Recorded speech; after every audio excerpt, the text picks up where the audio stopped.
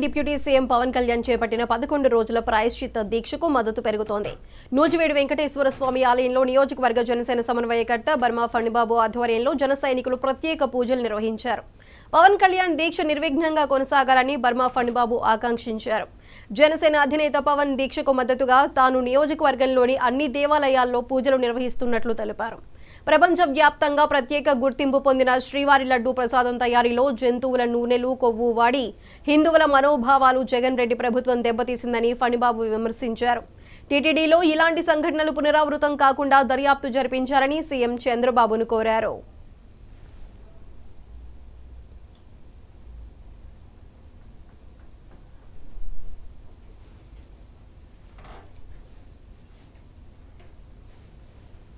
కల్తీ జరిగిందని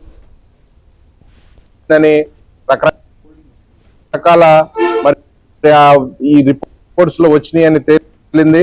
దానికి గాను మా అధ్యక్షుడు మరి యానిమల్స్ యొక్క కొవ్వు ఆయిల్ వస్తుందని, అదేవిధంగా వెజిటబుల్స్ ఆయిల్ కల్తీ జరిగిందని రకరకాల మరి ఈ రిపోర్ట్స్ లో వచ్చినాయని తేలింది. దానికి గాను మా అధ్యక్షుల వారు నిన్న మరి ప్రాయశ్చిత్త దీక్ష మన వెంకటేశ్వర స్వామి గుడి నంబూరులో చేపట్టడం జరిగింది. అందుకు గాను 11 రోజులు అధ్యక్షుల వారు పవన్ కళ్యాణ్ గారు ఈ దీక్ష చేపట్టుతున్నారు. ఎందుకంటే మరి 300 సంవత్సరంలో కలిగిన ఈ ప్రసాదం లడ్డు మరి గత ప్రభుత్వంలో వైఎస్ జగన్మోహన్ రెడ్డి ప్రభుత్వంలో ఎన్నో అవకతవకలు జరిగి ఆ లడ్డు కూడా అనేక రకాలుగా క్వాలిటీ తగ్గి మరి ప్రజలు చాలా డిస్కషన్ జరిగినా కూడా గత ప్రభుత్వం ఏం పట్టించుకోలేదు. మరి ఈ రోజు ఉన్న ల్యాబ్స్ చెప్తున్నాయి ఆ లడ్డులో చాలా కల్తీ జరిగిందని. మరి దేవుడు లడ్డు ప్రసాదంలో కూడా కల్తీ జరిగిందంటే మరి ఆ ప్రభుత్వం ఎన్ని రకాలుగా అవకతవకలు జరిగినాయో మరి దాని మీద సిట్టే కానివ్వండి, మరి సిట్టింగ్ జడ్జితో కానివ్వండి, సిబిఐతో కానీ మరి చంద్రబాబు నాయుడు గారు ఇమీడియట్ గా గత టీటీడీ కమిటీ మీద ఇమీడియట్ గా యాక్షన్ తీసుకోవాలి.